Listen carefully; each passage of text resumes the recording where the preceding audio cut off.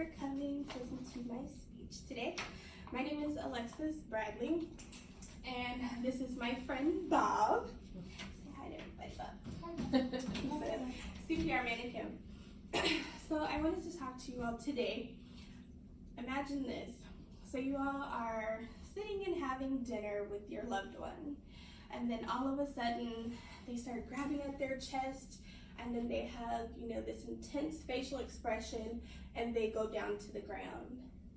What's your next step? Performing CPR is your next step. So about 350,000 cardiac arrests happen outside of the hospital each year. With 7 out of 10 of those, they happen in the home.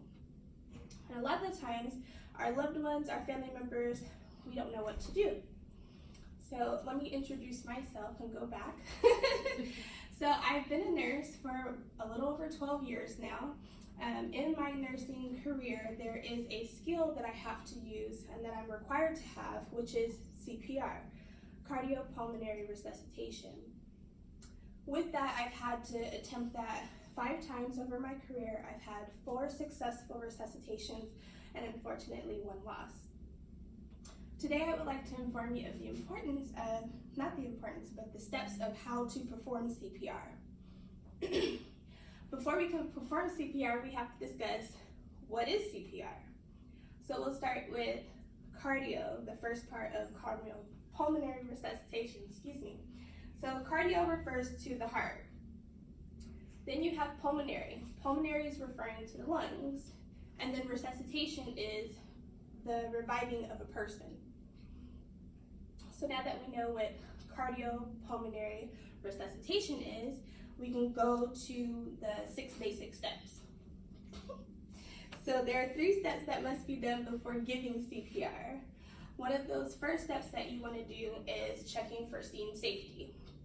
So you want to make sure that your patient, your person, is safe and that you are safe. For example, if you saw a person go down in the parking lot, you want to make sure that there are no cars coming around you so that when you're giving CPR, neither you or the patient will be further injured. It would be something if you were giving that CPR and then around the corner here comes a car. So you just want to make sure that you have scene safety, there's no sharp objects or anything that can poke you while you're doing the CPR. Your second step is to call 911. If you're alone, you want to call 911 first. If there's somebody with you, you want to make sure that they go call 911 and get help and come back. You want to make sure when you're calling 911 that you give them your location and tell them what's going on. So, you saw the person go down. If you were eating dinner, your spouse or your loved one went down out of nowhere and they were grabbing at their chest, and what do you do next? You're going to go ahead with those next steps of CPR. So we've checked the scene for scene safety, we've called 911, and then our third step is we want to make sure that we check for signs of life.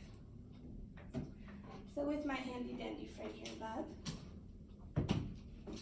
one of the signs of life that you're going to check for is for a pulse or a heartbeat.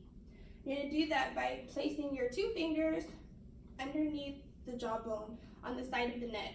And what you're feeling for is a thump of a heartbeat. You're going to check that for about 5 to 10 seconds. Next, you would like to, check to see if they're breathing. So you would like to listen above their mouth, and you're looking at the chest. You want to see if their chest is rising. So if there is no heartbeat and no chest rising, then you want to move on to the next step of CPR. The American Red Cross has provided us with 3 steps to basic CPR that we can do to revive someone. The first step of the CPR is chest compressions. So with your chest compressions, they're going to be in the center of the chest, along the midline. They say breastbone.